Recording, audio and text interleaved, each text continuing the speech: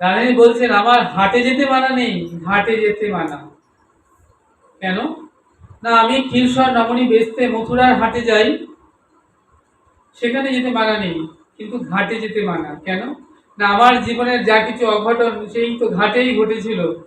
তাহলে আমি যখন ঘাটে যাই যমুনায় জল ভরতে, সেদিন ওই নন্দের ছোড়া, সেদিন বৃন্দাবনে যমুনা পুরিনে কদম্বের মূলে সে কি করলো না পেতে রূপের ফাঁদ, আর আমার আখি পড়ে গেল তাতে। সেই যে রূপের ফাঁদে আখি পড়ে গেল, সেই থেকে আজ পর্যন্ত আমি কি হলো না সেই রূপের ফাঁদেই আটকে গেলাম। আজ রাধারানী ললিতার গোড়া জড়িয়ে ধরে বলছেন, ওরে ললিতা জানিস বৃন্দাবনে সবাই আমার বধূকে ভালোবাসে। মা যশোমতী ভালোবাসেন, নন্দ বাবা ভালোবাসেন, বৃন্দাবনের সখাগণ শ্রীদাম সুদাম দাম বসুদাম তারাও ভালোবাসে। বোঝো মায়েরা ভালোবাসে, বোঝো গোপিনীরা ভালোবাসে, কিন্তু একা আমার কি সবাই বলে কৃষ্ণ কলঙ্কিনী।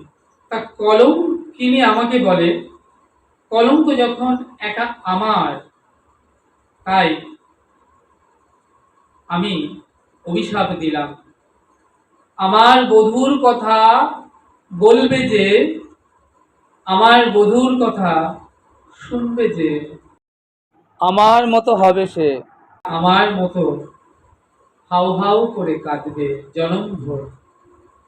আমি যেমন হা বধূ হা প্রাণপেষ্ট হা প্রাণনাথ বলে কাঁদি, রাধিনী বললেন আমার বধূর কথা বলবে যে, আমার বধূর কথা শুনবে যে, আমার মতো হবে সে, আমার মতো হাউ হাউ করে কাঁদবে। তাই রাধানী বলছেন ভাদ্র মাসে ঋতুবতী নারী প্রথম চন্দ্রিমা যখন দর্শন হয়, তখন তার জীবনে প্রথম চন্দ্রিমা দর্শন করে তাকে কলঙ্কিনী হতে হয়। তাই রাধারানী চন্দ্রদেবের কাছে অনুনয় করে বলছেন, হে চন্দ্রদেব, আমার যদি নামে কলঙ্ক হয়, তাহলে আমি যেন যে সে কলঙ্কিনী না হই, আমি যেন কৃষ্ণ কলঙ্কিনী হই। তাই রাধারানী বলছেন জানিস সই সবাই কানাকানি করে, কানাকানি, ওরা সবাই কানা, তাই কানাকানি করে। ললিতা বলছে ওরা কানাকানি কেন করে? ওরা কি বনের মধ্যে তোর সাথে তোর পরাণ বধূকে একসঙ্গে দেখেছে? বলছে দেখে নাই, ওরা যারা কৃষ্ণ ভজন করে না তারা শুধু কানাকানি করে, কৃষ্ণ উপাসনা করে না, ভজন করে না, তারা মূলত চোখ থাকতেও কানা, তাই তারা কানা কানি করে। ললিতা বলছে সই বনের মধ্যে তোরা যখন প্রেম করিস একসঙ্গে থাকিস, তখন কি ওরা কেউ তোদেরকে দেখেছে? বলছে ওরা শুধু দেখে নাই, ওরা সব কানা রে কানা, তাই ওরা সব কানা কানি করে। বলছেন আমি ওদেরকে অভিশাপ দিলাম, আমার বধূর কথা কবে যে আমার মতো হবে সে, আমার বধূর কথা শুনবে যে আমার মতো হবে সে। আমি যেমন দিবানিশি কৃষ্ণ কলঙ্কিনী হয়েছি, হা পরাণ বধূ হা পরাণ পেষ্ট হা প্রাণনাথ হা প্রাণনিধি বলে কাঁদি, ওদেরকেও কাঁদতে হবে, জনমভোর কাঁদতে হবে। তাই মহাজন বললেন হে রাধে, তোমার অভিশাপটা যেন আমার লাগে, কারণ আমার তো কৃষ্ণ কৃষ্ণ বলে কাদাই হয় না, তাই তোমার অভিশাপের ফলে আমি যেন সদা সর্বদা হা কৃষ্ণ বলে কাঁদতে পারি, শুকায় না যেন কখনো নয়ন বাড়ি, আমি যেন হা কৃষ্ণ হা গোবিন্দ বলে সদাই কাঁদতে পারি, সদাই নয়ন জলে ভাসতে পারি। তাই মজেন বললেন কি গো মায়েরা, তোমরা কাঁদতে জানো না? সংসারের জন্য কত কাঁদো, স্বামীর জন্য কাঁদো, স্ত্রীর জন্য কাঁদো, পুত্রের জন্য কাঁদো, বিষয় আশায়ের জন্য কত কাঁদো, কৃষ্ণ বলে কাঁদতে পারো না? একবার যদি হা কৃষ্ণ বলে কাঁদতে পারো, তাহলে দেখবে তোমার প্রাণটাও কেঁদে উঠবে।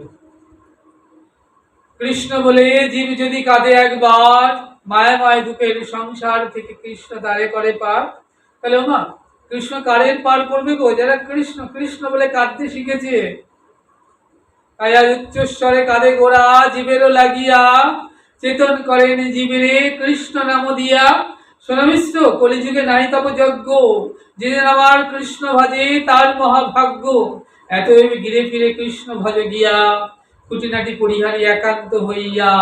সাধ্য সাধন তত্ত্ব যা কিছু, ওই হরি নামের মধ্যে দেখো আছে সকল কিছু। নাম নামই অভেদ, বীজের মধ্যে বৃক্ষ যেমন নাই যায় দেখা, নামের মধ্যে নামই আছে যুগল রূপে আঁকা।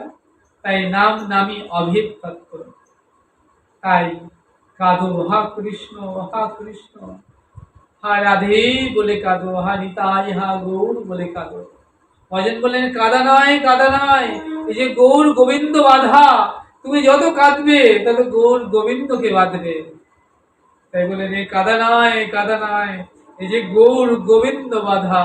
যারা সদাই হা কৃষ্ণ বলে কাঁদে, আমি যেন তাদের সঙ্গে থাকতে পারি। গোবিন্দ তার সখা অর্জুনকে বলছেন, যারা আমার উপাসনা করে তারা বড় ভক্ত নয়, যারা আমার ভক্তের উপাসনা করে তারা বড়। তাই মহাজন বললেন আমি যেন সেই ভক্তের চরণ বক্ষে জড়িয়ে থাকতে পারি, আমি যেন সেই ভক্ত সঙ্গ করতে পারি, আমি যেন সদাই ভক্তের সঙ্গে হা গোবিন্দ বলে কাঁদতে পারি। নরোত্তম দাস ঠাকুর বললেন, হে গৌর হরি, আমি তোমার কাছে কখনো কিছু চাইনি, তা আজ চাইছি। কি চাইলেন? গৌরের রাঙা চরণ। বললেন তাও নয়, ওই গৌরের রাঙা চরণ ধরবো এমন দুঃসাহস তো আমার নাই, এমন যোগ্যতাও আমার নাই। আমি যেন তোমার ভক্তের রাঙা চরণ বক্ষে জড়িয়ে থাকতে পারি, আমি যেন তোমার ভক্তের চরণ বক্ষে জড়িয়ে থাকতে পারি, আমি যেন তোমার ভক্ত সঙ্গে সদা সর্বদা থাকতে পারি। আর যদি তোমার চরণ পাই তাহলে কি করব জানো? আর কিছু করতে পারি বা না পারি, আমি তোমার ভক্তের সঙ্গে বসে আমি শুধু বসে বসে কাঁদবো, হা গৌর আমায় দয়া করো, হা গৌর হরি আমায় কৃপা করো, হা গৌর আমায় দয়া করো কৃপা করো বলে আমি সদাই যেন নয়ন জলে ভাসতে পারি। তাই বললেন শুকায় না যেন কখনো নয়ন বাড়ি, আমি যেন সদা হা গৌরাঙ্গ বলে কাঁদতে পারি, হা গোবিন্দ বলে নয়ন জলে ভাসতে পারি, আমি যেন সদা সৎসঙ্গে থাকতে পারি। তাই বলেন সৎসঙ্গ সাধুসঙ্গ সর্বশাস্ত্রে কয়, লবমাত্র সৎসঙ্গে সর্বসিদ্ধি হয়। তাই বলছেন সৎসঙ্গ কিন্তু অতীব দুর্লভ।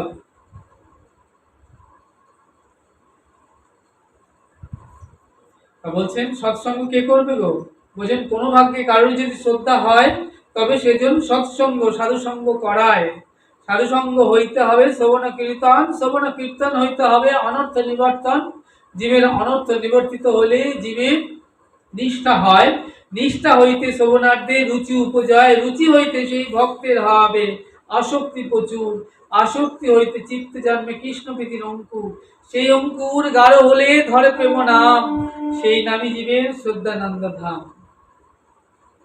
তাই জন্য মহাজন বললেন সৎসঙ্গের মহিমা অপার, আমি যেন সদা সর্বদা সৎসঙ্গে থাকতে পারি, সদা হা গৌরাঙ্গ হা গোবিন্দ বলে কাঁদতে পারি। তাই সখীরা বললেন রাধে একটা কথা বলবো, চল আমরা সব সখী মিলে গোচরণে যাই, মাঝে লয়ে বনমালী আমরা গোচরণ করি, খেলিব তার আর বিনোদ খেলা, তাহলে আমাদের কত আনন্দ হবে। রাধারানী বললেন এই দিনের বেলা গোচরণে যাব? সখীরা বললেন কেন রায়, তোর তো মা অভয়া আছে, তোর আবার চিন্তা কিসের? যার অভয়া থাকে তার আবার চিন্তা কিসের?